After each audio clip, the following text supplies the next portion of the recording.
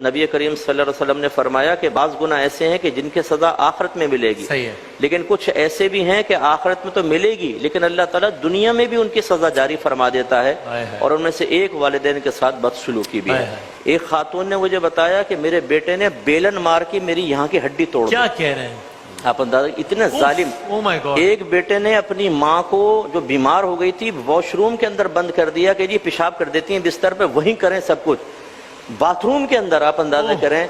और उस आदमी का अंजाम ये मैंने देखा अपनी आंखों से। ये तो ऐसे कई वाकयात हो चुके हैं कि उसकी औलाद ने, बीवी ने तलाक ली, औलाद ने घर से बाहर निकाल दिया, वो पागल हो गया बिल्कुल ऐसा।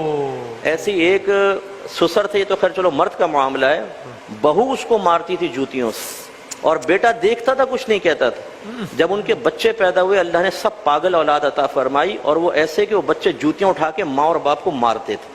तो इससे ज़रा दर्स हासिल करना चाहिए। माँ बाप हमारे लिए कितनी अजियत और तकलीफ बर्दाश्त करते हैं।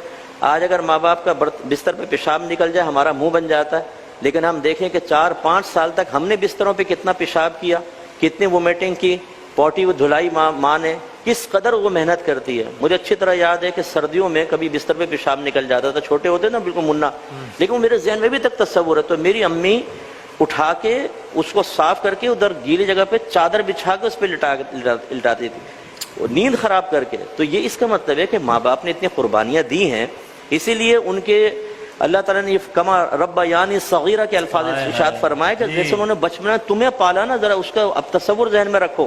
आज थोड़ा सा उनके दवा पे खर्च हो जाता है तो हम कहते हैं यार देखो इतना खर्चा हो गया। बचपन से लेकर जवानी तक जरा उनकी कैलकुलेशन तो करके देखें कितना उन्होंने हम पे खर्च किया और उसको मौजूदा करेंसी में लाकर देखें, फिर देखें कितना उन्होंने खर्च किया। अब जब उनकी बारी आती हम कहते हैं उनको तो फर्ज था और हमारी बारी आए तो कर्ज होगा।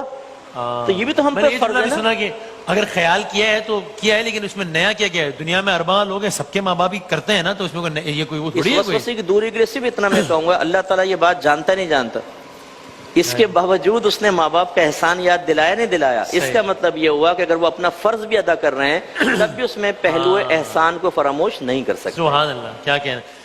जाने कितनी बर्फ सी रातों में ऐसा भी हुआ, बच्चा तो छाती पे है गीले पे सो जाती है माँ। सुभान अल्लाह। मौत की आगोश में जब थक के सो जाती है माँ, तब कहीं जाकर रजा थोड़ा सुकून पाती है माँ। शुक्रिया माँ का कभी हो ही नहीं सकता अदा, मरते मरते भी दुआ जीने की दे जाती है माँ। सुभान अल्लाह। तो क्या कहने,